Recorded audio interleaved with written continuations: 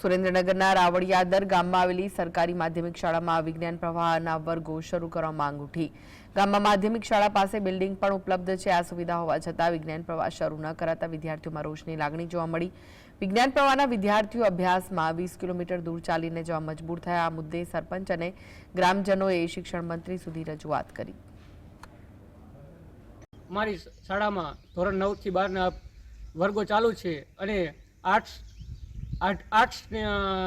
અત્યારે ચાલુ છે અને વિજ્ઞાન પ્રવાહ એટલે કે સાયન્સ ચાલુ થાય તો અમારા ગામના 180 વિદ્યાર્થી જેવા એટલે કે એમાંથી 50% તો સાયન્સમાં આવે તો પણ ઘણા બધા વિદ્યાર્થીઓ એનો લાભ લઈ શકે તેમ છે।